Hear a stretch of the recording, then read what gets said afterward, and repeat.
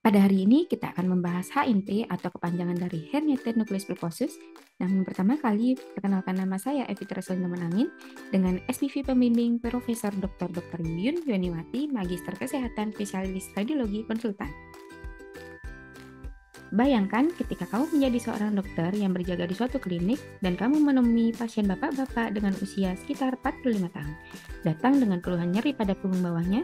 Nyeri yang dirasakan pasien tersebut menjalar hingga kakinya sehingga pasien mengatakan sakit yang dirasakan mengganggu kegiatan sehari-hari sebagai kuli panggul. Kira-kira apa sih salah satu kondisi yang umum terjadi pada pasien ini? Ya, salah satunya adalah herniasi nucleus pulposus atau HNP. Herniasi nucleus pulposus sendiri merupakan kelainan degeneratif pada diskus intervertebralis yang terjadi ketika inti diskus atau nucleus pulposus keluar melalui cincin fibrous eksternal yang terjadi robekan sehingga menyebabkan kompresi dan inflamasi pada arah canalus spinalis.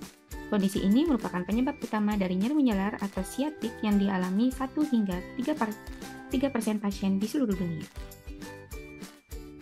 Lalu, secara umum antara dua korpus vertebrae dihubungkan oleh suatu struktur yang dinamakan diskus intervertebralis dan membentuk sendi fibrokartilago lentur antar korpus vertebrae.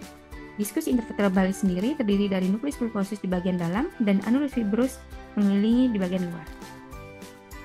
Lalu untuk annulus fibrous sendiri memiliki komposisi bagian besar berupa lapisan konsentrik dari serabut kolagen tipe 1 yang membentuk jaringan fibrosa dengan komposisi helix melingkari nucleus pulposus. Diperkirakan bahwa HNP menjangkiti sebesar 1 hingga 3% populasi di seluruh dunia dengan puncak usia sekitar 30 hingga 50 tahun dan ditemukan lebih banyak pada pria dibandingkan wanita.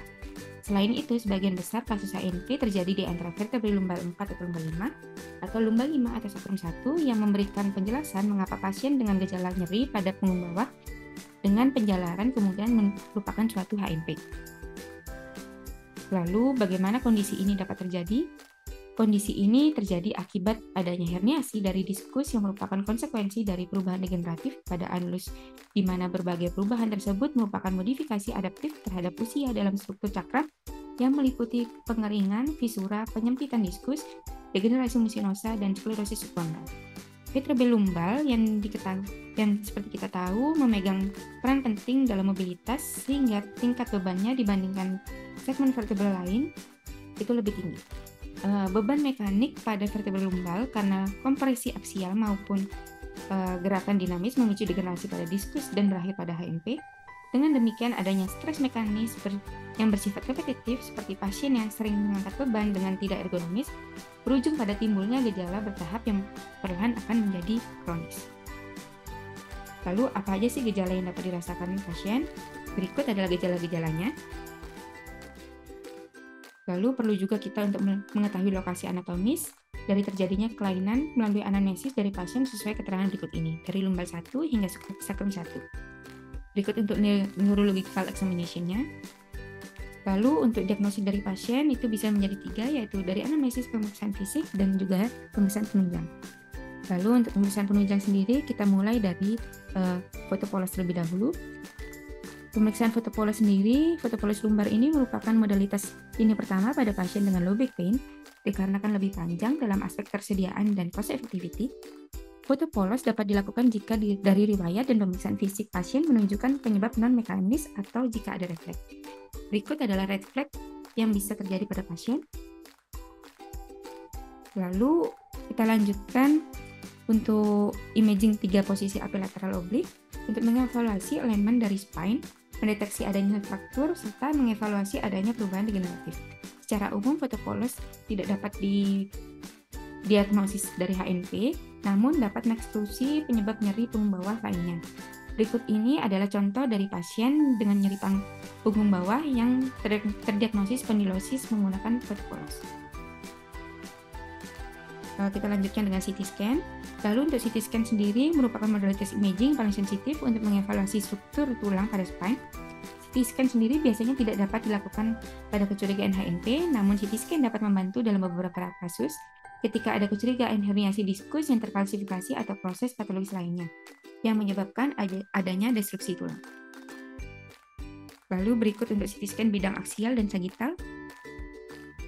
Foto CT scan pada kondisi kalsifikasi diskus intervertebralis pada lingkaran merah. Lalu mengingat CT scan ini kurang baik dalam memvisualisasikan nerve root, maka sulit untuk mendiagnosis radikulopathi sehingga dapat dipilih menggunakan CT myelografi untuk memvisualisasikan HNP pada pasien dengan kontraindikasi MRI. Berikut salah satu kontraindikasi MRI yaitu dengan terpasang metal yang ditandai kuning. Lalu kita lanjutkan untuk pemeriksaan penunjang selanjutnya yaitu MRI. Lalu untuk MRI sendiri, menurut NAS atau North American Spine Society, HNP dapat ditegakkan dengan menggunakan pemeriksaan fisik yang sensitivitas dan spesifisitasnya tinggi, ditambah dengan penggunaan MRI. MRI merupakan gold standar untuk mengonfirmasi pasien dengan kecurigaan HNP dengan akurasi diagnosis mencapai 97%. Tidak hanya terbatas pada kecurigaan HNP, namun MRI dipilih pada kasus pasien dengan defisit neurologis berat atau progresif seperti adanya infeksi, fraktur, sindroma cauda equina, ataupun kompresi spinal cord. Lalu berikut untuk foto MRI scan dibandingkan dengan CT scan. Lalu untuk berdasarkan kondisi herniasinya pada penampakan MRI, HNP dapat dibagi menjadi 3 grade, yaitu kita mulai dari protusi. Protusi sendiri, herniasi disebut protusi apabila tinggi hernia pada potongan aksial lebih pendek dibandingkan panjang batas hernia. Nukleus terlihat menonjol ke satu arah tanpa adanya kerusakan pada annulus subglossus. Berikut untuk foto MRI-nya. Lalu untuk ekstrusi sendiri, ekstrusi terjadi ketika panjang dari basis hernia lebih pendek dibandingkan dengan tinggi dari herniasi. Berikut, A lebih pendek daripada B. Berikut untuk gambar MRI lainnya. Lalu kita lanjutkan dengan sekuestrasi.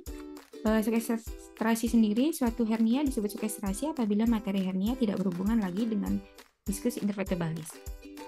Berikut untuk fotonya. Lalu untuk tata laksana sendiri dibagi menjadi 2, yaitu konservatif dan pembedahan. Untuk terapi konservatif yang dapat dilakukan yaitu berupa edukasi, perubahan gaya hidup, olahraga, serta pemberian obat-obatan seperti NSAID, massa relaksan, kortikosteroid, ataupun opioid. Lalu sedangkan tata laksana pembedahan dapat dilakukan pada pasien yang mengalami kondisi disabling secara persisten yang tidak membaik dengan tata laksana konservatif, mulai dari perubahan pola gaya hidup hingga obat-obatan. Lalu berikut untuk tata laksana pembedahan yang dapat dilakukan yaitu disektomi, percutaneous disektomi, laminotomi, sacroiliac joint fusion, ataupun foraminoplasty. Lalu untuk pencegahannya sendiri kita bisa melakukan dengan HOT, yaitu hindari kegiatan yang dapat menimbulkan trauma. O, olahraga secara teratur. T, tidak tidur di tempat yang datar dan keras. T, tidak mengangkat barang yang berat, yaitu dengan edukasi cara mengangkat yang benar. Berikut untuk referensi yang saya pakai dalam presentasi ini. Sekian, terima kasih telah mendengarkan materi dari saya. Wassalamualaikum warahmatullahi wabarakatuh.